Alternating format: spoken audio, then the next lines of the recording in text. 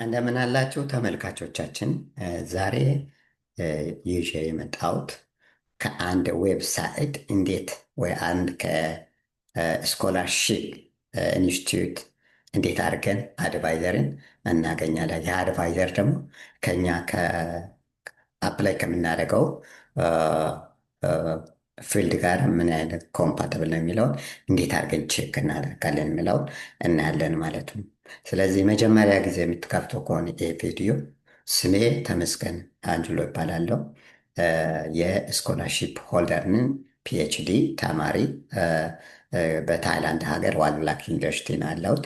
ስለዚህ ስቴፕ ባይ ስቴፕ ትናንት ስለ ስኮላርሺፕ አፕሊኬሽን ካሳየው በኋላ የተወሰነ ተመልካቾቻችን በኢንቦክስ ያደረጋችሁና እንዴት አድርገን አድቫይዘር እናገኝ እስኪ የሚል አድቫይዘር የማገኝበትን ስቴፖቹ አሳየን ያላችሁ ሰዎች ስላላችሁ አድቫይዘር እንዴት እናገኛል የሚለውን አሳያችኋለሁ።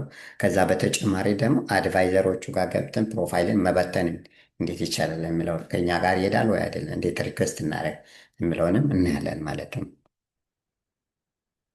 Thank you watching my video. If you are first watching opening this video, my name is Temesgen Anjolo. I am PhD candidate at Walilac University, Thailand. I am second year PhD student going to finish my studies soon. Yesterday I created a YouTube on how to apply step by step to your PhD or master scholarship. During that time, some viewers asked me to how to get the PhD advisors. So that now I'm going to show how to get PhD advisors that can be fit with your field of study. Thank you for watching once again and follow me.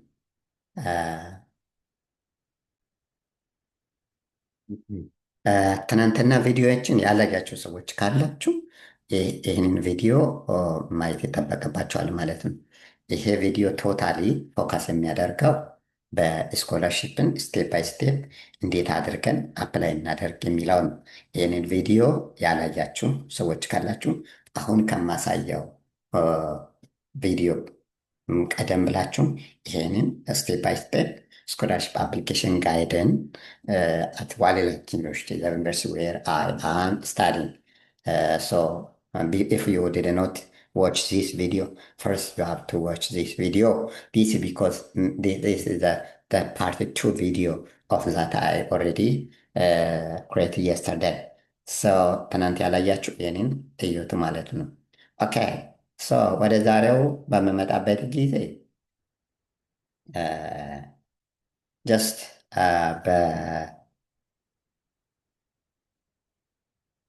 በዩቱብ ላይ ጎግል ላይ ገብታችሁ አንድ ዌብሳይትን ልክ አንድ ጻፍ አንድ ላክ ዋሊላክ ዩኒቨርሲቲ ስኮላርሺፕ ብዬ ልክ ትናንት እንዳሳየሁት ዛሬን ጽፌያለሁ። ከዛ በኋላ የሚመጣው ሌላ ፔጅ ይመጣል ማለት ነው። ስለዚህ የሚመጣውን ፔጅን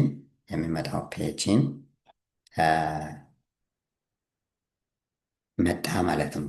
ለምሳሌ ዋሊላክ በመጣበት ጊዜ ትናንት ያያችሁ ሰዎች በዚህ ነበረ አፕላይ የሚለውን ኦልሬዲ አፕላይ ለማድረግ ዝግጅት አድርገናል።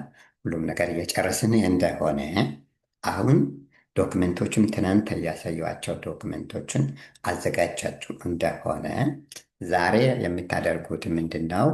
የአድቫይዘሮችን ማግኘት ማለት። ስለዚህ በዚሁ ፔጅ አፕላይ ፔጅ ላይ ወደ ታች በምትመጡበት ጊዜ የምታገኟቸው ግራጁዌት ፕሮግራሞች አሉ። ፖቴንሻል አድቫይዘር፣ ግራጁዌት ስኮላርሺፕ እና ሪፈራል ሲስተም የሚል አለ።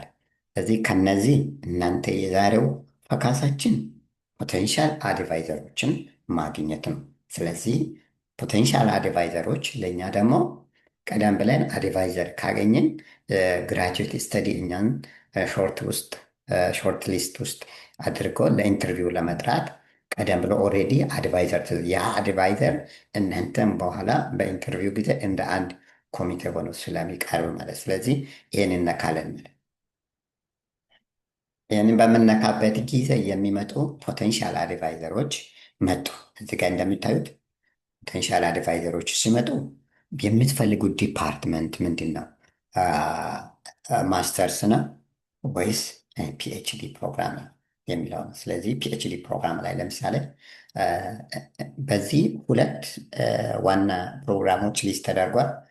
ይሄ ማለት ሌላ የለም ማለት አይደለም። ሌሎችም ብዙ አሉ። ስለዚህ ሁለት ፕሮግራሞችን ለምሳሌ ለዛሬ እኔ ደግሞ በሄልዝ ሳይንስ አሳያቸዋለሁ ማለት ነው። በሄልዝ ሳይንስ ፒኤችዲ ፕሮግራም አሳያቸዋለሁ። ሄልዝ ሳይንስ የሚለውን በሚነካበት ጊዜ የሚመጡ አድቫይዘሮች ይመጣሉ። እነዚህን ሰዎችን መጀመሪያ ማየት ነው። ኤክስፐርት ምን ላይ ነው ኤክስፐርት? ለምሳሌ ይሄ አድቫይዘር ኤክስፐርቱ ትሮፒካል ሜዲሰን ነው። ስለዚህ እዛ አካባቢ ላይ ያላችሁ ሰዎች ትሮፒካል ሜዲሰን ላይ ያላችሁ ሰዎች ወዴት ነው የምትሄዱ? ቀጥታ ትሮፒካል ሜዲሰን ብቻ በቂ አይደለም።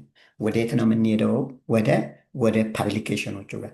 እኔ ያዘጋጀው ቶፒክ ከዚህ ፕሮፌሰር ጋር አብሮ ይሄዳል ወይ የሚለውን ቼክ ማድረግ ይጠበቅብናል ማለት ነው። ስለዚህ ወደ ፓብሊኬሽኖቹ ጋር እንሄዳለን። ፓብሊኬሽን የሚለውን የአድቫይዘሩ እኛ ይሄ ይሆናል ብላችሁ የመረጣችሁ አድቫይዘርን ጋር እንሄዳለን ማለት ታዲያን እሱ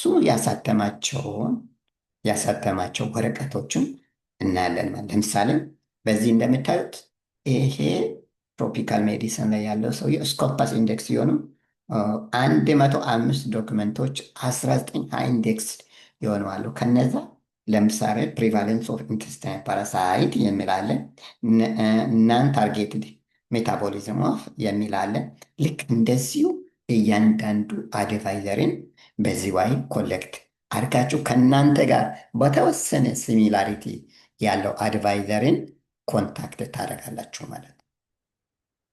ስለዚህ በዚህ ወይ አድቫይዘርን እያንዳንዱ አድቫይዘር በዚህ ወይ ማግኘት ከቻላችሁ ካገኛችሁ ይሄ የዚህ አድቫይዘርን ኢሜይል ማግኘት ነው ማለት ነው።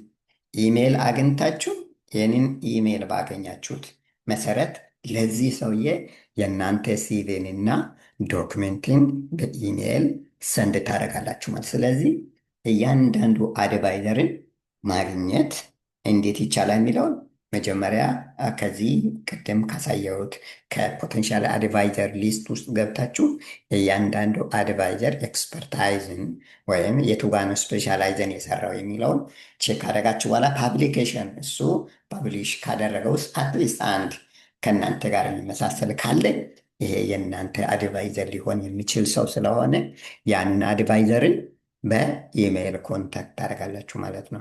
ዋሌላክ ያላችሁ ደግሞ ዋሌላክን አፕላይ ማድረግ የምትፈልጉ ሰዎች ካላችሁ ጀስት እኔን ኮንታክት ማድረግ ትችላላችሁ። ከዛ እዚህ ያው አብዛኛው አድቫይዘሮች ጋር ስለሚተዋወቅ እናንተ እገሌ ወይ እገሌት ለምትባል እንደዚህ በዚህ ቶፒክ ላይ አፕላይ ታደርጋለች እና አፕላይ ስታደርግ አንተ አድቫይዘሪ ሰርቪስ መስጠት ትችላለህ ወይ እባክህ የሚለው ነው። ምክንያቱም እዚህ ታይላንድ ላይ ሰው የሚለውን ነገር ያምናሉ ማለት አድቫይዘሪ ሰርቪስም የትኛው ሰርቪስ ሪኮመንዴሽን በጣም ይወስናል እና ያ ስለሆነ በዚህ ወይ አድቫይዘርን ማግኘት ይቻላል። ቀላል ነው። ከዛ በኋላ አድቫይዘር ካገኛችሁ በኋላ ኮንታክት ያደርጋችሁ በኋላ የእሱን ስም ትናንት ባሳየሁት ቦታ ላይ የእሱን ስም ትጽፋላችሁ አፕላይ በምታደርጉበት ሰዓት ማለት ነው። እንግዲህ ተመልካቾቻችን ዛሬ ለማሳየት የፈለግኩት የመጀመሪያው ነው። ዋናው አፕላይ ለማድረግ ዶክመንቶቹን ካዘጋጃችሁ በኋላ እንዴት አድርጋችሁ የአድቫይዘሮችን ፖቴንሻል አድቫይዘር ታገኛላችሁ የሚለውን ለማሳየት ነው። በዚህ ቪዲዮ ላይ ባያችሁ ላይ ጥያቄ ካላችሁና ተጨማሪ የሚፈልጉት ነገር ካላችሁ ቀጥሎ ባለው በኮሜንት ሴክሽን ማስቀመጥ ይቻላል። ስለተከታተላችሁ በጣም አመሰግናለሁ። Thank you. See you next time.